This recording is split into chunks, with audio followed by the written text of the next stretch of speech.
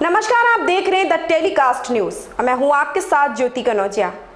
आइए नजर डालते हैं खबरों की ओर।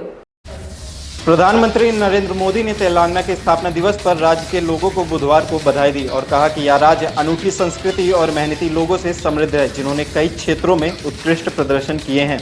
आंध्र प्रदेश से अलग होने के बाद तेलंगाना को 2014 में इसी दिन राज्य का दर्जा दिया गया था। मोदी ने ट्वीट कर कहा, राज्य के स्थापना दिवस पर तेलंगाना के लोगों को हार्दिक शुभकामनाएं।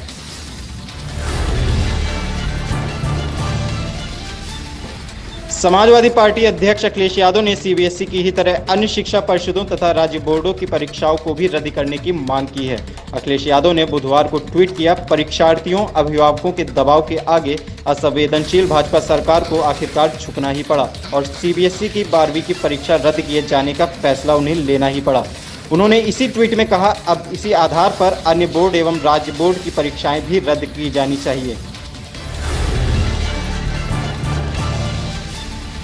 सुस्त हुआ कोरोना वायरस। भारत में 24 घंटों में 3,207 मरीजों की मौत, 1,32,788 नए मामले। भारत में कोरोना वायरस की रफ्तार सुस्त पड़ती नजर आ रही है। दूसरी लहर ने भारत में कोहराम मचाया, लाखों लोगों की जिंदगियां चली गईं, काफी मरीज गंभीर बीमारियों से जूझ रहे हैं। कोरोना की दूसरी लहर एक त्रासदी की तरह आई और सरकार की खोखले दावों की पोल खोलते हुए आतंक मचा रही है। अब 50 दिनों बाद कोरोना की रफ्तार कम होती नजर आ रही है।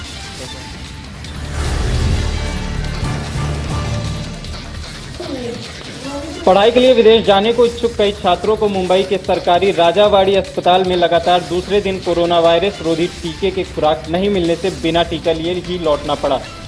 मुंबई महानगर पालिका ने पिछले सप्ताह ऐसे छात्रों के लिए सोमवार से बुधवार तक एक कस्तूरबा अस्पताल, राजावाड़ी अस्पताल और कपूर अस्पताल से बिना पंजीकरण के वॉक इन टीकाकरण की घोषणा की थी। हालांकि बाद में बीएमसी ने कहा कि 2 दिन में इन तीनों केंद्रों पर 1,875 खुराक उपलब्ध कराई गई थी तथा बुधवार को 900 और टीके इन केंद्रों में दिए गए। उन्होंने यह भी कहा कि बीएमसी ने केंद्र सरकार से 2 खुराकों के बीच एक समयावधि को कम करने को भी अनुरोध किया, क्योंकि अधिकतर छात्र जुलाई अगस्त में विदेश जाने वाले हैं।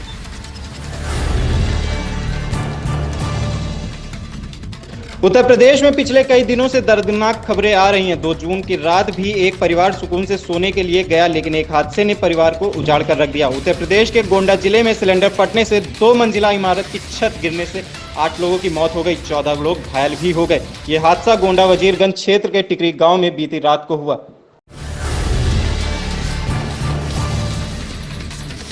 सेना ने जम्मू कश्मीर के गुलमर्ग स्थित एक प्राचीन शिव मंदिर को जीर्णोद्धार किया और इसे मंगलवार को दोबारा आम जनता के लिए खोल दिया। आपको बता दें, वर्ष 1915 में बना यह मंदिर अभिनेता राजेश खन्ना और मुमताज की फिल्म आपकी कसम के मशहूर गीत जय जय शिव शंकर में भी नजर आया था।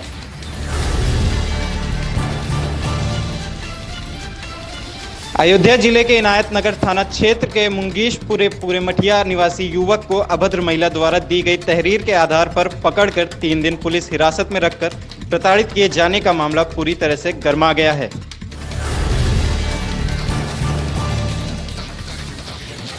गोंडा नगर के घनी आबादी वाले सकरौरा पूर्वी मोहल्ले में सुलभ शौचालय में मंगलवार को दोपहर एक 10 वर्षीय बालिका के साथ दुष्कर्म के बाद उसी बालिका के दुपट्टे से गला कसकर हत्या कर दी गई। हत्या के बाद आरोपी मौके से फरार हो गया। हत्या के कुछ देर बाद एक बालिका जब शौच के लिए गई तो उसने शौचालय में पड़ा शव देखकर शोर मचाया। बालिका के शोर सुनकर वहां लोगों की भीड़ जमा हो गई।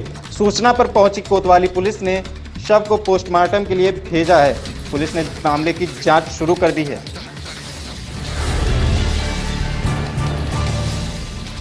केंद्र और प्रदेश सरकार के आदेश के बाद अभी इंडस्ट्री को ऑक्सीजन निर्माण की 10% ही ऑक्सीजन प्राप्त हो रही है। एमएसएमई में फर्नेस चलाने के लिए स्टील, एल्युमिनियम, कॉपर आदि का कार्य प्रभावित होने के चलते 14 अप्रैल से अब तक उद्योगियों को करोड़ों रुपए का घाटा हो चुका है। इसके साथ ही कच्चे माल की आपूर्ति, लेबर का उपलब्ध न होना और मार्केट में डिमांड खत्म होने की समस्या से उद्योग जूझ रहे हैं।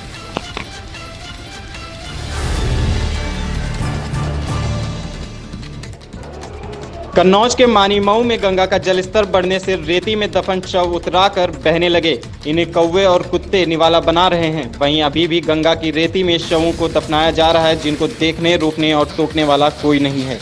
ऐसी ही खबरों से जुड़े रहने के लिए आप देखते रहें द टेलीकास्ट न्यूज।